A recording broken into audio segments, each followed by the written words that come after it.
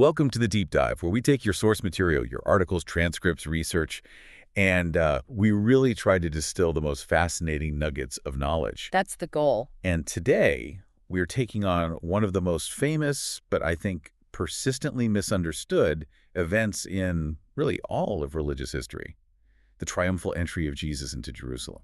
It's an absolutely essential text, and we're drawing primarily on John chapter 12, verses 9 through 19. Right.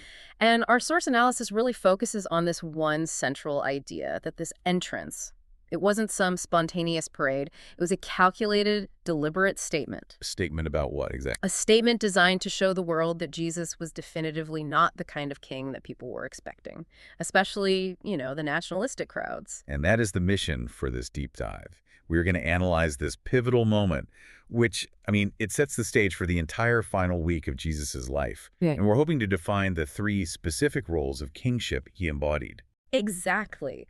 But to even understand let's call it a celebration, in Jerusalem, you have to understand the threat that was brewing just outside the city walls. Yeah, the stakes were incredibly high. Oh, absolutely. This wasn't a peaceful entry. Our source says it was, in essence, a move of war coming right after this massive confrontation. So we have to start in Bethany. We have to start in Bethany. It's about 2 miles west of Jerusalem, a tiny village, maybe 200-300 people, just about an hour's walk from the capital. And Bethany is home to the catalyst for this whole thing, Lazarus. The man Jesus had just raised from the dead. Right. So the crowds that are gathering there, they're not just there for Jesus' teaching. The source says they're primarily there to see Lazarus. He was a walking miracle. Undeniable physical proof of divine power. It wasn't a quiet miracle. It was a loud sign that just shattered the stability of the whole region. People were flocking in from Jerusalem just to see him. Just to look at him, to ask him questions. I can't even imagine. What was it like? Did you see anything? The questions would be endless. And all that attention, it finally pushed the opposition into a corner. That's right. The source provides a fantastic analysis here of the chief priests' reaction. They saw that, many people were abandoning the established order and believing in Jesus because of Lazarus. So their reaction was? It was drastic. They started planning not only to kill Jesus, but to kill Lazarus, too. To get rid of the evidence. To cover it up, absolutely. It was a desperate attempt. And that's such a critical insight, because it shows this, escalation of malice.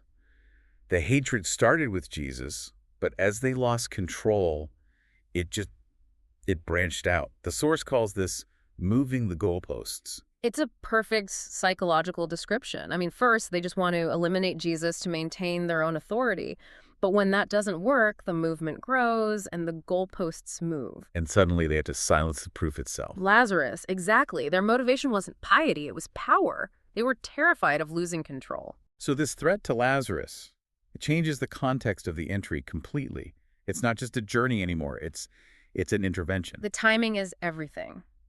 Jesus begins his final week the day after one of his own flock is threatened with death. So he's responding. He is going to war. But he doesn't send in soldiers. He goes himself. He fights personally. And this defines the first of our 3 roles. Jesus is our champion king. We hear the analogy of Jesus as the greater David, but this really fleshes it out. David fought Goliath personally for Israel. And Jesus enters Jerusalem personally to fight the spiritual forces that are trying to destroy his people. He's putting himself right in harm's way. A champion king steps onto the battlefield himself. Okay, so let's follow this champion king into Jerusalem. Let's talk about the scene, the symbols, and why the crowd got it so wrong. Right. So the crowd in Jerusalem is massive. It's the Feast of Passover, the most charged religious and political week of the entire year. And Passover is all about? It commemorates God's rescue of Israel from slavery in Egypt. So everyone is already primed for this idea of a deliverer. And they react accordingly. They hear Jesus is coming, they grab palm branches, and they start shouting, "Hosanna, blessed is he who comes in the name of the Lord, even the King of Israel." And those words, Hosanna, it's a prayer from Psalm 118. It means, "Save us, we pray, O Lord." So it's an unambiguous declaration. They're proclaiming him as the Messiah. Absolutely. But it's the symbolism of the palm branches that gives us the real context for their expectations. Yeah, these were not just generic holiday decorations. Not at all. Historically, these branches had become this potent symbol of Jewish independence, of insurrection, really. This Yeah. goes back about 150 years earlier to Judas Maccabeus. Military leader. Correct. Maccabeus led the forces that threw off Greek oppressors. And the celebrations of that military victory involved carrying palm branches. So by the time Jesus comes around, waving a palm branch basically means we want to throw off the occupying force. It's a political flag. The analysis even points out that these branches were minted on early Jewish coins. It was all about hope for an independent state. So the crowds weren't just welcoming a spiritual figure, they were welcoming a general who they hoped would establish a physical Jewish kingdom. Okay, so Jesus knows exactly what he's walking into. He knows their expectations are, well, violently nationalistic. He knows the stakes are incredibly high. How does he respond? He responds with a deliberate prophetic counterstatement. And this brings us to the centerpiece of the entry, the transportation. The donkey versus the war horse. Right. And as the source reminds us, he wasn't tired. Bethany was an hour's walk. The choice was purely theological. A declaration of identity. Exactly. He finds a young donkey, sits on it, and directly fulfills the prophecy in Zechariah 9:9, which says the King of Zion comes lowly and riding on a donkey. So what was the typical image of a conquering king then? Oh, you'd ride a war horse. Yeah. Maybe in a chariot with armor, followed by legions of soldiers. That image screams brute force military might. And Jesus, by choosing the donkey, just actively rejects that whole imperial model. He rejects the conqueror and instead models a king who comes in peace and humility. And if you connect that back to the context of Passover, Deliverance. ultimate deliverance. Yeah. And that leads to our second role. Jesus is our deliverer king. But he's not delivering from Rome. He's delivering from the much deeper slavery to sin. Okay, but this is where the narrative shifts, and frankly, where the analysis in our source material gets really profound. It points out this subtle detail about the timing that changes everything. This is the foundational part. It's the moment of identification. John 12:1 says Jesus arrived in Bethany 6 days before Passover. Right. So if you follow the Jewish calendar precisely, his entrance into Jerusalem on that donkey happens on the 10th day of Nisan. And why is that date, the 10th of Nisan, so critical? Because of Exodus chapter Sure. 12, verse 3. God instructs the Israelites that on the 10th day of the month, every family was required to select a lamb for their Passover sacrifice. They would take it into their home, inspect it for 4 days. And then sacrifice it on the 14th.